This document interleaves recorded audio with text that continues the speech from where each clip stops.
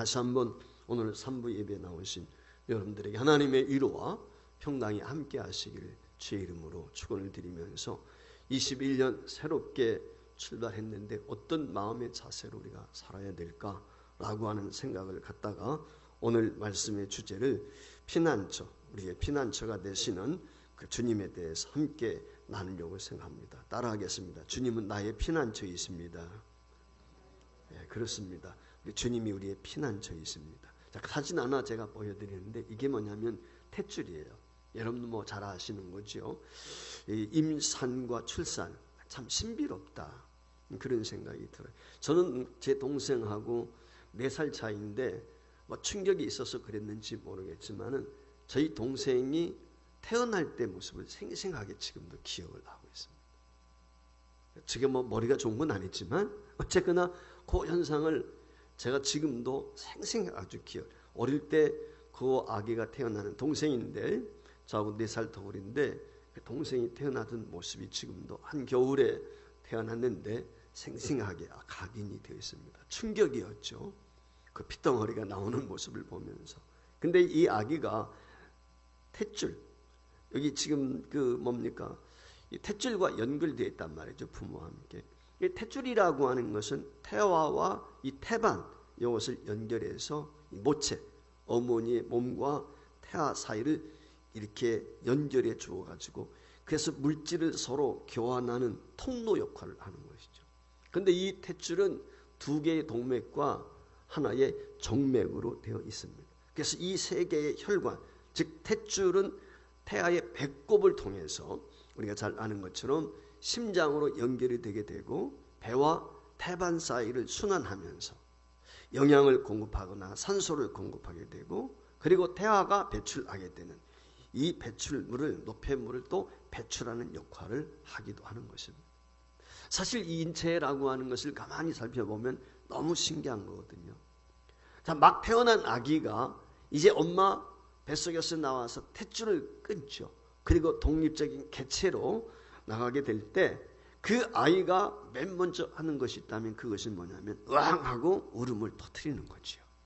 그래서 이 울음을 터뜨리는 것에 대해서 의사들의 견해는 무엇이냐면 엄마의 양수를 뱉어내고 자기 호흡하기 위한 하나의 과정이다. 입에 엄마 양수가 있었다는 거거든요. 그래서 이것을 뱉어내는 것이다. 그렇게 이야기를 합니다. 그래서 산부인과 의사들이 애가 태어났는데 울지 않으면 어떻게 해요? 엉덩이 막 때리잖아요. 울리려고. 숨을 쉬게 만든다. 이렇게 한마디로 말하면 그런 얘기가 되겠죠. 그런데 심리학자들은 또 다른 의견을 이야기합니다. 자신과 어머니를 연결해 주던 탯줄이 잘리는 순간 연결이 끊기면서 이 존재론적 안정감이 의심을 받게 된다는 것입니다. 그래서 불안을 느끼는 거죠. 지금까지는 엄마 모체에서 내가 보호를 받았는데 내가 세상 밖으로 홀로 떨어져 나왔기 때문에 불안을 느낀다는, 그래서 울음을 터뜨린다는 것입니다. 이 아기의 불안감을 해소하기 위해서 유아 시절에 제일 중요한 게 뭐냐면 엄마의 젖을 물리는 거예요. 그래서 엄마의 젖을 물려서 엄마와 아기와의 연결, 이것을 자주 하는 것이 굉장히 중요하다는 것이죠. 여러분 아시는 것처럼 이스라엘 사람들은 만 4세까지 젖을 먹여요. 만 4세면 우리 나이로 5, 6살이거든요. 그때까지 아이들 젖을 먹인다. 여러분 아시는 것처럼 사무엘 선지자가 어릴 때 젖을 떼자마자 어떻게 해요? 성전으로 가요. 그러니까 젖을 뗐다는 말은 적어도 6살 정도는 된 것 같아요. 제가 볼 때는. 그때 엘리 제사장에게 위탁을 내서 성전에서 자라갈 수 있도록 하는 거죠. 이유가 있습니다. 바로 조금 전에 말씀을 드린 것처럼 아이들의 안정감을 갖게 하기 위한 것이죠. 그래서 이 산모가 아기에게 모유를 먹이는 것이 얼마나 좋은가. 뭐 의학적으로 과학적으로도 증명이 됐죠. 모유 속에는 풍부한 영양도 있지만 면역력도 있고 아이에게 굉장히 중요하다는 것이죠. 근데 이것을 요즘에는 우유를 먹인다든지 이것을 그냥 떼어놓는단 말이죠. 그러니까 아이들이 정서적인 불안이 있는 것이죠.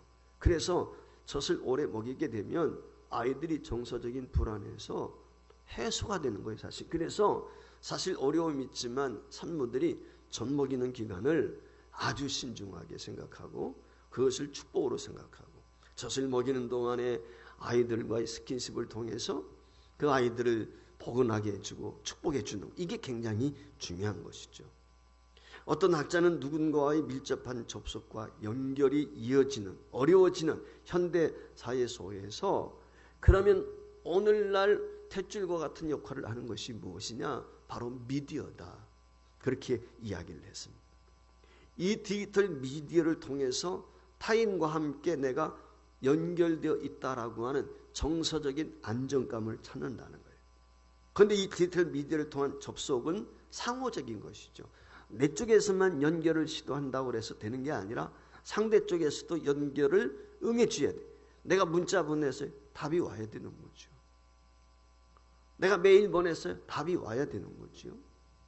내가 SNS상에 글을 남겼어요. 그럼 누군가가 보고 답글을 달아야 되죠. 그런데 문자를 보냈다든지 메신저를 보냈다든지 SNS에 글을 올렸는데도 반응이 없어. 답이 없어. 그러면 불안한 상태가 된다는 거예요. 마치 무엇 것 같으냐? 탯줄이 끊어진 어린 유아와 같은 불안감을 느낀다는 것이죠. 그런데 그 정도가 심하게 되면 어떻게 되냐? 많은 사람들이 요즘에 뭐 유튜브도 하고 너튜브도 하고 뭐 이런 얘기들을 많이 하는데 이런 것들을 통해서 자신의 존재감을 확인받기를 원하는 거예요. 그래서 그곳에 얼마나 구독자가 있느냐, 시청하는 사람이 있느냐, 댓글을 남겨주고 거기에 어떤 표현들을 하느냐, 이걸 통해서 안정감을 느끼게 되고 자신의 존재의식을 본인 스스로가 느낀다. 그래서 이와 같이 구독자가 줄어든다든지 아니면 악성 댓글이 있다든지 그렇게 되면 어떻게 되죠? 불안해하고 심지어는 자살까지 하는 그런 경우도 종종 있는 것이죠. 여러분 요즘에 문제가 가장 큰 문제가 있는데 그게 뭐냐면 코로나 때문에 아이들이 학교를 못 가는 거예요. 학교를 가지 못하다 보니까 뭐 우리가 잘 아는 것처럼 어린이집에도 못 갑니다. 유치원도 못 갑니다. 초등학교. 이 아이들이 유일하게 집에서 친구 되는 게 뭐냐면 TV하고 그리고 인터넷이에요. 이건 뭐 의무적으로 다 하잖아 지금. 초등학교만 돼도 가정에서 그걸로 공부하고 그리고 아이들이 가진 핸드폰이에요. 사실은 이게 과학자들이 걱정하고 염려하는 거거든요. 이 코로나 시대에 집콕하면서 아이들이 그 미디어에 노출되어 가지고 동영상이나 이와 같은 것들에 심취하게 되었을 때 정서적으로 어떤 영향이 있을까? 의사들이 우려하는 것 중에 하나가 문제가 분명히 있을 것이다. 성장한 후에. 라고 하는 의견들이 지배적입니다. 너무 어려서부터 이와 같은 것들에 노출이 되게 될 때 여러분 아시는 것처럼 뇌에 문제가 있다든지 정서적인 여러 가지 문제가 있을 것이다. 라고 하는 거예요. 그럼에도 불구하고 오늘날 젊은이들, 청소년들 보면 어떠세요? 늘 손에서 떠나지 않죠. 어른들도 요즘에는 마찬가지예요. 다 핸드폰 보는 거예요. 핸드폰 열어가지고 카톡 확인하고 문자 확인하고 그러지 않습니까? 늘 그런 거거든요. 많은 사람들이 그것을 통해서 자기의 안정감, 존재감을 확인하는 거예요. 여러분 왜 울타리 치죠? 왜 담을 높이 세웁니까? 견고한 집을 세우는 이유가 어디 있습니까? 왜 열심히 돈을 벌려고 하고 권력을 가지려고 하고 명예를 쌓으려고 합니까? 다른 데 이유가 있지 않습니다. 행복한 것을 원하는. 그런데 행복이라는 것은 무엇이냐? 안전이 담보될 때 행복한 것이죠. 결국은 내가 담을 쌓고 든든한 집을 짓고 명예를 추구하고 돈을 모으는 것도 안전을 위한 거예요. 안전이 담보되지 않는 행복은 있을 수가 없는 거거든요. 그래서 사람들이 이전 투구식으로 소유하려고 합니다. 확보하려고 합니다. 유지하려고 하는 것이죠. 그러면 언제 안전한 것인가? 어떻게 하면 정말 안전할까? 20년도 우리는 코로나19라고 하는 전 세계적인 팬데믹 상황 속에서 걱정하며 염려하며 살았죠. 이제 21년 새롭게 우리가 출발합니다. 과연 우리 앞에 안전이 보장이 되는 것인가요? 여러분 어떻게 생각하십니까? 어떻게 하면 우리가 안전할 수 있을까? 오늘 본문에 나오는 다윗의 예를 통해서 진정한 안전이 어디에 있는지 우리가 이 주시는 말씀을 통해서 저와 여러분이 안전한 21년 한 해를 살아갈 수 있기를 주의 이름으로 축복합니다. 먼저 기억해야 될 것이 있습니다. 인간에게 있어서 안전을 향한 시도는 끝이 없다는 것입니다. 왜 나라가 성을 쌓고 방위하고 국력을 키웁니까? 안보, 안전이잖아요. 안전. 사람들은 자신의 안전을 확보하기 위해서, 그리고 그 확보한 안전을 유지하고 지키기 위해서 많은 노력을 하죠. 심혈을 기울입니다. 다윗이라는 사람도 마찬가지죠. 어릴 적에 양을 키우는 목동이었습니다. 그런데 10대의 목동 다윗으로서는 양들을 지킨다는 것이 사실 너무 힘이 든 것이죠. 어려워요. 사자나 곰이 와서 양떼에게 새끼를 물어가려 할 때 그 사나운 짐승으로부터 양을 지킨다는 것, 사실 너무 위험하고 어렵죠. 어떻게 보면 양을 지키는 것보다도 자기 자신의 생명을 지키는 것이 더 어려웠을는지도 모르겠어요. 어린 나이였으니까. 그래서 이 다윗은 언제나 생명의 위협에 노출이 되어 있었습니다. 그런 상황에서 다윗이 든든한 백이 있었다면 그것은 뭐냐? 물매였어요. 물매. 다윗은 물매질을 잘했습니다. 저도 어릴 때 새총 있죠. 새총. 아마 여러분들 아실 거예요. 새총. 새총 가지고 이게 새한테, 새총이라는 새 잡는 데 다는 쓰는 줄 알았더니 그건 꼭 아니더라고요. 근데 일단은 새총이라고 하는 것이 얼마나 빨리 여기서 날아가는 새를 맞추는 거니까 그만큼 빠른 거죠. 그러니까 새총을 가지고 이 물매를 가지고 자기 몸을 보호했단 말이죠. 근데 사사기 20장에 보면은 이 물매라고 하는 것이 전쟁에서 무기입니다. 사사기 20장에 보면은 베냐민 지파가 악행을 하게 되었을 때 나머지 11개의 지파가 연합을 해가지고 베냐민과 전투를 벌이게 돼요. 1차, 2차, 3차 전쟁까지 벌이게 되는데 1차, 2차 전쟁에서 베냐민이 이겨요. 베냐민의 군대가 26,000명이 동원이 됐는데 그 가운데 20장 사사기 20장 16절 말씀에 보면 왼손잡이, 물매를 던지는 왼손잡이가 700명이다. 그렇게 성경이 기록을 하고 있어요.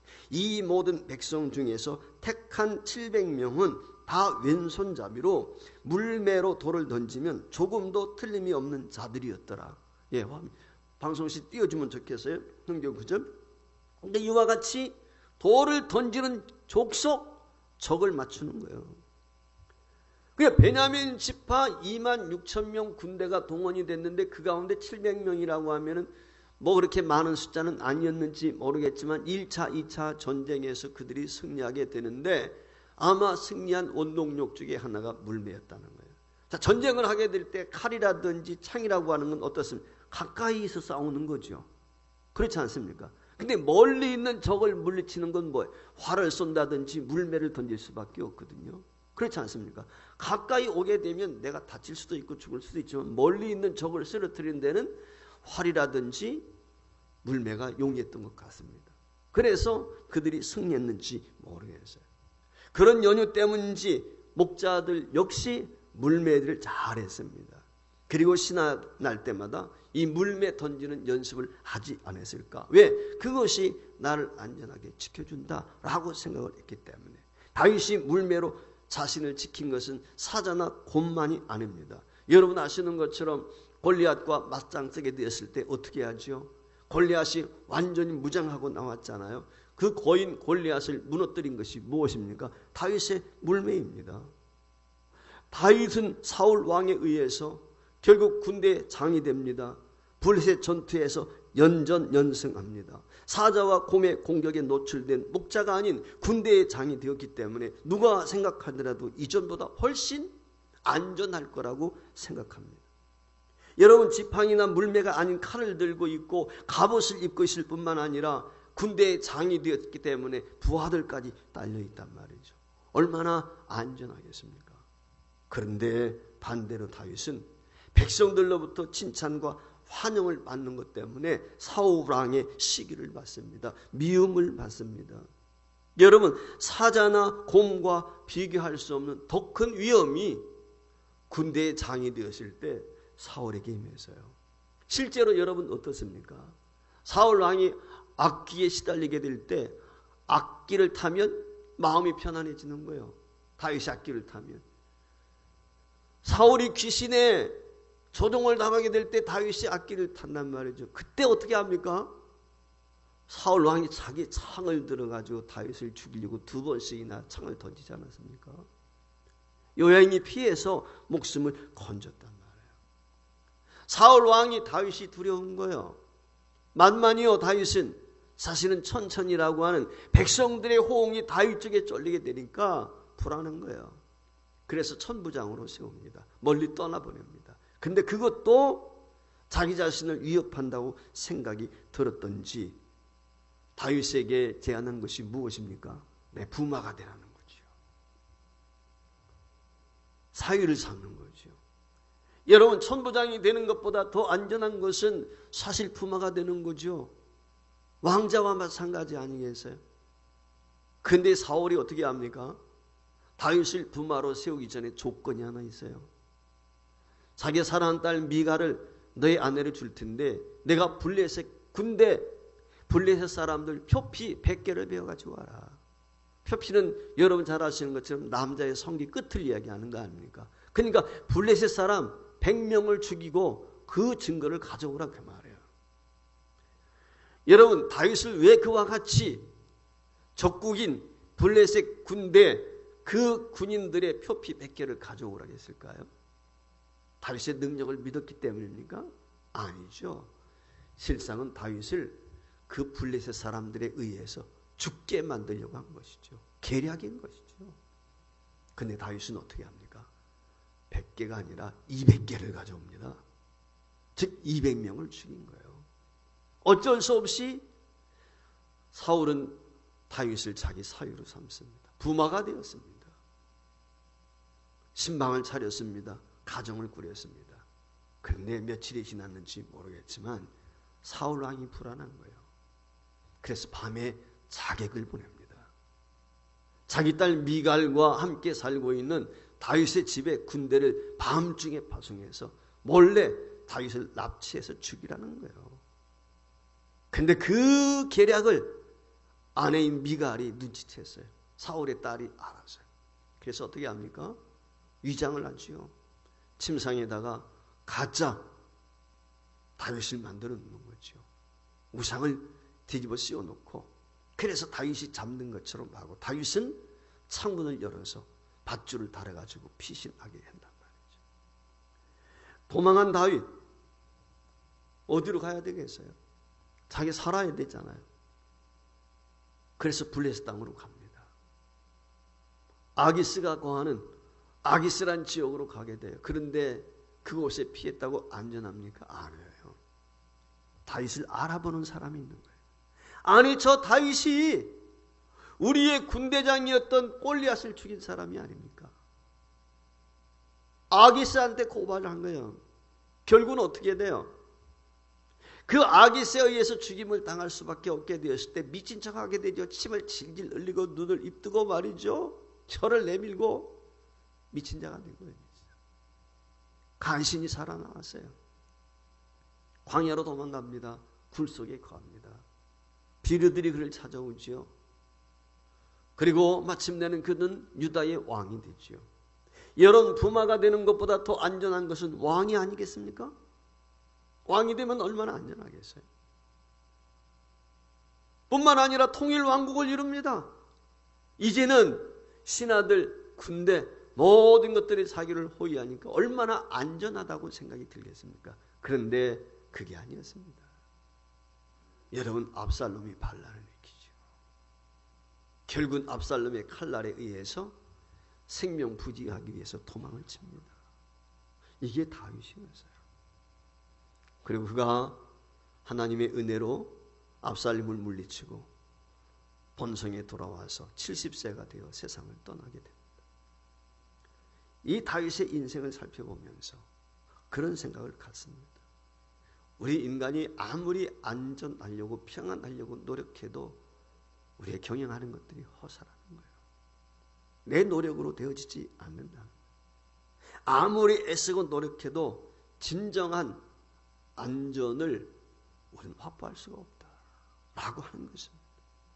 우리 생각에는 목자보다 군대의 장이 더 안전을 차릴 것이라고 생각합니다. 군대의 장보다는 왕의 사위가 더 안전한 자리일 것이라고 생각하죠.